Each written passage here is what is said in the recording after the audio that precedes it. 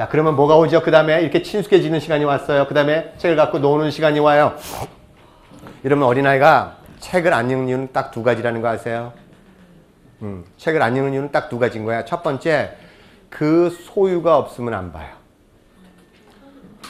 내 거가 없으면 안 봐. 그래서 첫째 아이가 책을 잘 보는데 둘째 아이가 안 보는 경우가 있어요. 그건 왜냐면 첫째가 너무 책을 보면 둘째는 형이라든가 뭐 누나하고 경쟁을 안 하려고 그래. 그래서 다른 파트를 발달시켜. 자기가 못 쫓아가는 건 경쟁을 안 하는 거예요. 네, 그래서 책을 안 볼 수 있습니다. 그래서 항상 하는 말이 첫째 아이한테는 지성은 절대로 가잖아요. 그러니까 첫째 아이한테는 지성에 관한 부분을 걱정할 필요가 없는데 둘째 아이는요. 그렇게 첫째한테 열심히 했는데 둘째는 뭔지 아세요? 그냥 아무것도 안 해. 그냥 있잖아 저절로 크는 거야. 마음의 여유도 있으니까. 그래서 둘째 아이한테 조심한 거는 지성을 놓치면 안 돼. 깜빡하다가 놓쳐버려. 네, 너무 옆에서 쪽쪽쪽 빨다 보면 잘 크긴 하는데 깜빡하면 지성을 놓쳐. 그래서 둘째 아이한테 책을 다 사주라는 얘기는 아니고요. 둘째의 소유는 주셔야 돼. 똑같은 책이 아니고 다른 책이라도 그래야만 둘째 아이가 형 이거 줄 테니까 형 거 좀 줘봐 나한테 이렇게 교환을 해. 빌려보는 게 아니라 이렇게 계속 이렇게 하는 게 아니라 자기 것에 관한 소유가 있기 때문에 둘이서 나눌 수가 있기 때문에 그거를 주라는 얘기지. 그거 뭐 돈 다 들여서 다 주라는 얘기는 아니야. 너도 소중하고 너도 애들은 항상 현재를 살아요. 현재를 산다는 의미를 이해하셔야 돼요. 첫째 아이가 이렇게 컸는데 둘째 아이가 태어났어. 둘째 태어났죠. 그럼 이래요. 야, 넌 내가 사랑 얼마나 해줬는데 이래. 그 둘째한테 이렇게 해주면 너 해코지 할 수 있어 이런단 말이야.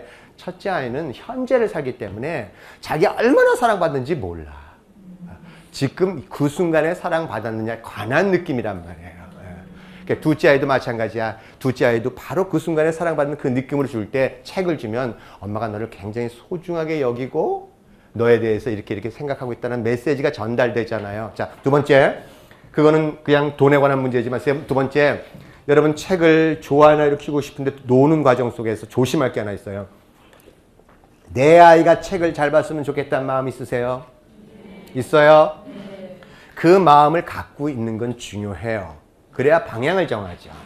근데 그것이 그 욕구가 욕심으로 넘어가는 경우가 있어.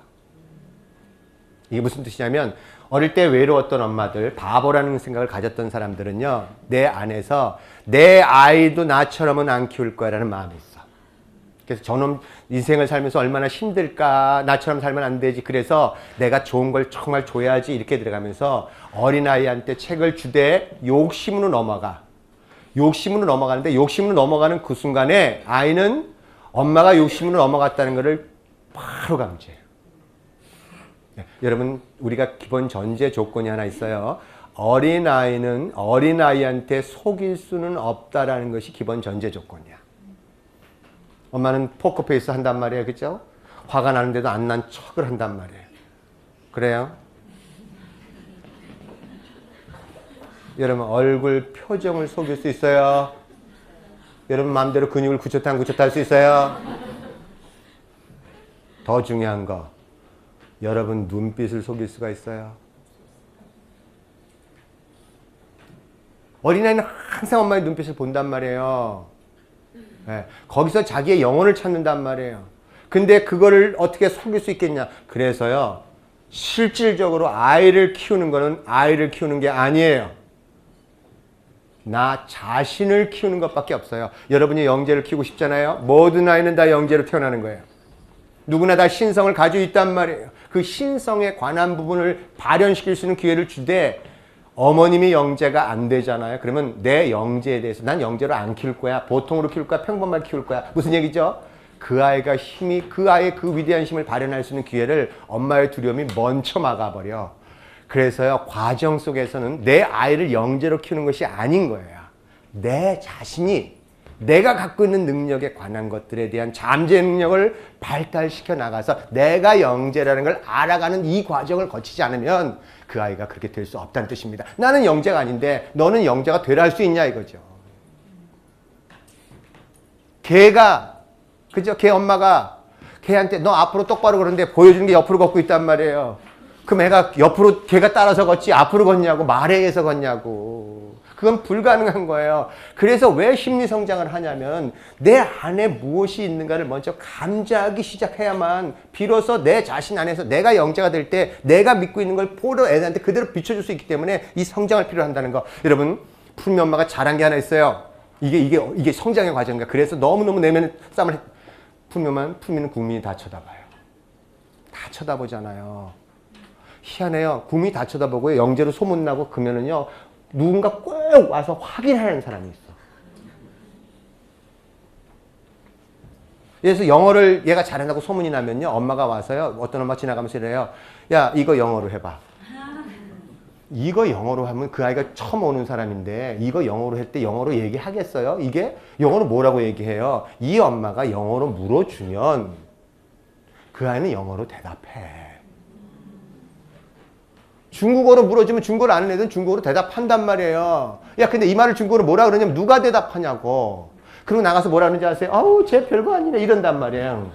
내가 보기에는 들은 거고 소문하고 다르네. 나는 그래도 안도하지 안심하지 엄마는. 그래서 위에 올라가서 누굴 깔보냐면 꼭 깔보는 거예요. 그러니까 국민이 다 쳐다보면요, 이 압력이 굉장한 압력이 있어요. 내가 나중에 이거 푸르미한테 정말 사죄했어요.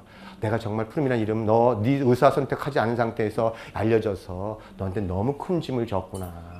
미안하다 하더라. 정말 퉁국하고 울었던 시간이 있어요. 그걸로 인해서 온 국민들이 행복한 상태로 갔지만 푸르미 개인한테는 그것이 얼마나 큰 짐이겠냐고요. 그래서 푸르미가 일본에 가서 좋은 게 있어요. 푸르미를 아무도 모르잖아, 일본에. 그랬더니요, 근데 참 희한한 거예요. 어디 가든 간에 드러나는 게 있는 거예요. 푸르미가 대학원 갈 때 선생님들이 너는 시험 안 봐도 뽑으려고 그랬다라는 거예요. 더 무슨 얘기가 나오는지 아세요? 교수님들 사이에서 한국으로 기화하라는 말이 나와요. 일본으로 기화하라고. 어떻게 기화를 해요? 근데 이 아이가 너무너무 뛰어난 금연이 있으니까 그랬던 교수들이 우리 여기서 굉장히 이거 해줄 테니까 너 한국인께 일본으로 기화하라. 이렇게 들어가는 거예요. 모르니까. 그러나 뭐든 어디든 간에 그 아이가 갖고 있는 건 드러나게 돼 있잖아요. 푸르미 엄마가 잘한 게 뭐냐면 온 국민이 다 쳐다볼 때 마음 안에 뭐가 올라올 수 있냐면 욕심이 올라올 수 있단 말이에요. 막 마음이 급하잖아요. 야, 너 그만 좀 책 좀 봐. 이게 여러분, 제가 그랬어요. 책을 20시간 읽은 애들은 노는 것도 20시간 놉니다. 게임도 20시간 합니다. 이렇게 들어가는 거잖아요. 그럼 막 하루 종일 놀다가 땀이 새빨개가 이렇게 흘러서 떼국물이 쫄쫄쫄 흘러오른단 말이에요. 그러면 뭐라 그래요? 그렇게 놀면 또 그만 계속 그렇게 간단 말이에요. 몇 날 며칠 간단 말이에요. 그럼 푸르미 엄마 마음속에 야, 너 그만 좀 놀고 책 좀 읽어야지. 너 국민이 다 쳐다보는데. 이 마음이 들어갔다면 푸르미 뭐가 되겠어요? 누가 읽겠어요? 그 아이가 그 부담이 있겠냐고요. 근데 푸르미 엄마가 정말 잘한 게 뭐냐면 항상 놀고 들어오면 뭘 하냐면 박사님 노시느라고 수고를 많이 하셨습니다. 박사님 힘드시죠? 주무셔야죠. 그리고 이부자리를 깔았습니다. 네. 그리고 뭘 가져오냐면 푸르미가 재미있게 읽었던 책을 가져와서 누가 읽기 시작하냐면 푸르미 엄마가 읽기 시작하는 거예요. 재밌어. 애들은 엄마가 재밌으면 기어 나와요. 운명처럼. 기어 나오잖아요. 그러면 푸르미 엄마 한마디 하는 거예요. 엄마 화장실 가고 싶어 죽겠는데 너 절대로 이 책 읽어서는 안 된단다. 근데 잘 아셔야 돼요. 절대로 읽지 말려면 절대로 안 읽는 애들도 있어요. 여러분, 손도 안 되는 애들도 있어요. 제가요, 이제 오늘 책을 안 가져왔는데, 이거 지우는 거 있나요? 괜찮아요. 앞에 좀 지워줬으면. 제가 한국 과학창의영재재단이라는 재단에서 한국에서 한국과학창의영재재단이라는 게 뭐냐면 우리나라 모든 영재교육을 총괄하는 재단이에요.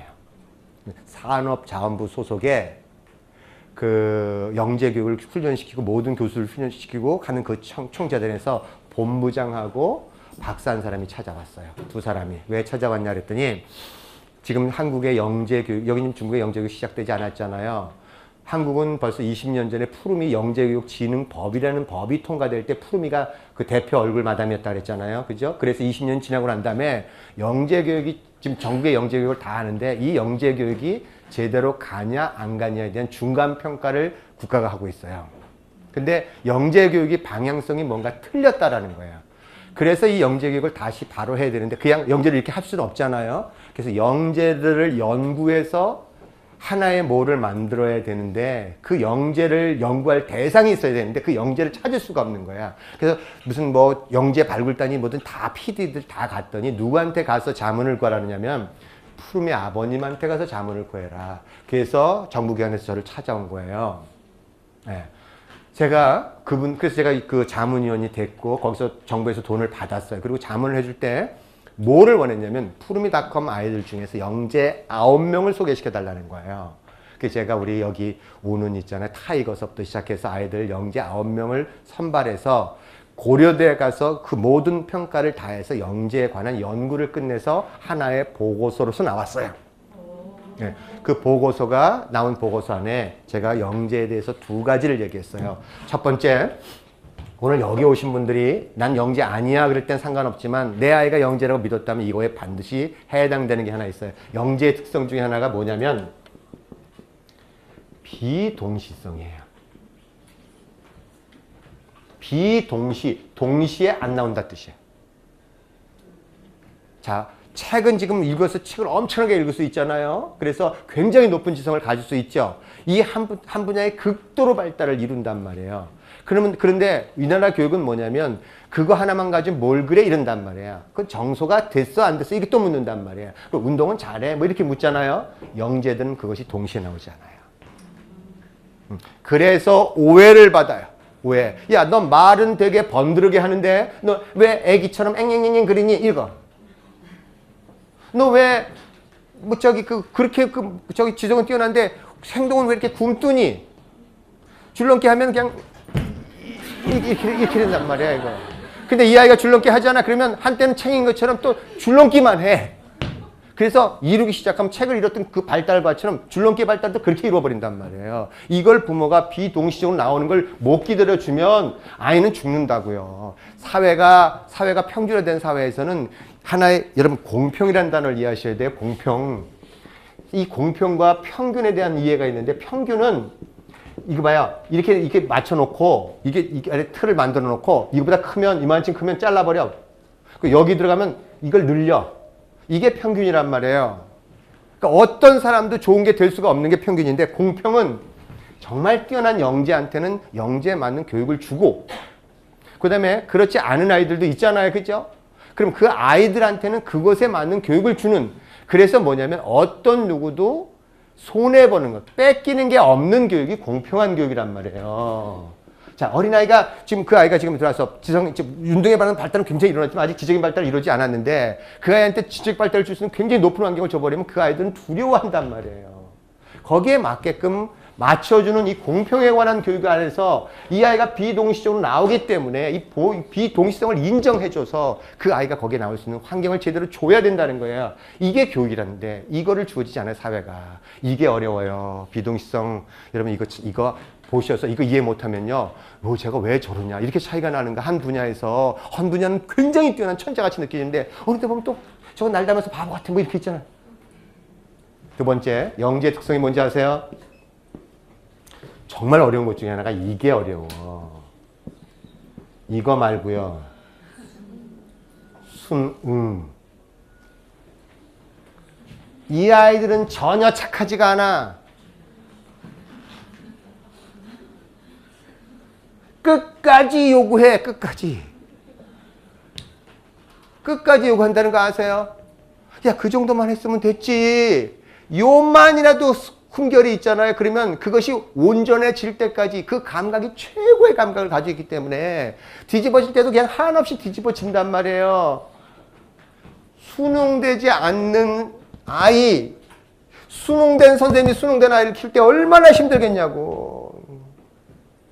여러분 부모도요. 자식을 질투한다는 거 아세요? 예. 애의 빛이 너무 강해버리면요. 내 안에 그림자가 드러나니까 부모도 질투하는데 학교 선생님 질투 안 하겠어요?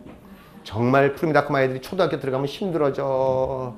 가서 저 질서 잘 지킬 것 같은데 돌아다녀. 그럼 궁금해가지고 또 질문해. 또 선생님 물어보고 있잖아. 대답도 이렇게 해. 들어가면 선생님 입장에서는 야 이게 질서가 어긋난다. 그때는 초등학교 1, 2학년 때 아직 질서 못 잡아요. 3, 4학년 정도나 돼야 안정되는데 선생님 뭐라는지 아세요? 제 자폐 같아요. 이렇게. 한 번에 들고 훅 가버려. 부모가 이거 진짜 강단 없잖아요. 그 아이 진짜 사랑하지 못하면 선생님 말 한 번 듣고 누구 편에 서는지 아세요? 애 편에 안 서고 선생님 편에 서버려. 선생님 이해하는 선생님 만나면 그 아이는 행운이에요. 이제 교육이 미국 같은 데 가잖아요. 그러면요. 푸르미닷컴 아이들 뭐라 하는지 아세요? 선생님들이 이래요. 너 어디서 무슨 교육 받고 하니? 내가 너를 가르치는 게 영광이다 이래요. 여러분 선진교육과 그렇지 않은 교육에 어떤 차이가 있는지 아세요? 선진교육은요. 이 선생님이 이 아이를 감당 못하잖아요. 그러면 이 뛰어난 아이를 감당 못하면 이 아이를 감당할 수 있는 곳으로 옮겨줘. 이 아이가 너무너무 뛰어나기 때문에 여기서 감당을 못하잖아. 그러면 정말 최고의 선생들이 모여있는 그죠? 거기로 정부가 돈 들여서 옮겨준단 말이에요. 그래서 하나의 어린아이들이 갖고 있는 그 힘들을 발현시킬 수 있는 그 교육을 시킨단 말이에요. 예, 여러분 이거요. 푸르미가 수능 정도가 0점이 나와요. 일본에서 사람들이 뭐라 그러냐면 이렇게 영웅의 상을 가진 캐릭터를 본 적이 없다 이래요. 심리학과. 0점이 나온단 말이에요. 그래서 푸름이 때리는 사람도 있어. 코칭장에 와서 푸름이 막 때려. 강연 한번 듣고 난 다음에 저 새끼는 하나도 안 죽었네. 우리는 죽었는데 푸름이 얼굴은 죽은 얼굴이 아니란 말이에요. 빛이 반짝반짝 살아있으니까 막 때려. 이 새끼는. 그리고 진짜 좋은 부분 밑에 태어나가지고 있잖아. 와씨 막 이렇게 분노가 있는 거예요. 내면을 그러면서 성장을 하는 거죠. 그거는 표현해내는 거죠. 자기도 거기에 가겠다는 걸 찾는 거죠. 제가 이걸 얘기했어요. 이거 교육 안 하면요. 영재 키워놓고 죽인다. 그랬더니 뭐가 되는지 아세요? 법령이 개정돼. 법령 20조. 네. 지자체는 부모 교육을 실시해야 된다. 이렇게라고 법령이 개정돼요. 아, 난 희한했어요. 지나가는 말로 한마디 했어. 근데 국가의 법령까지 개정될 줄은 몰랐다는 뜻입니다. 하나의 의식에 관한 부분들이 전체를 이렇게 영향을 미친다는 거 여러분 어떤 건지 아셨죠? 이렇게 들어가면 돼요. 책은 이거 명심하세요. 안 해도 괜찮아 그렇지만 그냥 그게 들어두면 좋은 거기 때문에 그런 거야. 책은 놀이와 재미로 가면 실패하는 경우가 없어. 자, 책을 줄 때 내 학교 공부를 잘하기 위해서 책을 준다 그러면 뭐가 목적이에요? 학교 공부가 목적이 되면 책을 읽는 것 자체의 즐거움이 사라져. 어떤 건지 이해하셨죠? 제가 물고기를 잡는 걸 좋아해서 물고기 잡는 그 취미로만 갔는데 어느 날 푸른 엄마가 야 그렇게 잡으면 돈 한 번 벌어. 그거 팔아서 돈 벌어 그래. 돈 잘 벌 것 같아. 제가 나중에 은퇴하고 난 다음에 그거 가지고 돈 벌 수 있는. 갑자기 딱 생각이 드니까 그럼 난 즐거우면 어디 가나? 왜냐면 돈 버는 걸로 딱 가버리니까 이게 전투가 돼야 되고 와 숨이 팍 막혀버리는 거야. 그래서 한 번만 딱 푸른 엄마한테 보여주려고 돈 벌어오고 나머지는 또다시 원점으로 갈라 그래. 놀이와 재미로 가잖아. 그러면 그것이 마냥 즐거운 거야. 그래서 그거 자체를 무한정까지 할 수 있는 거야. 이걸 제가 한 말이 아니에요. 공자님이 하신 말씀이 공자님 뭐라고 말씀하시냐면 때로 배우고 익히면 즐겁지 아니한가 이렇게 얘기했어요.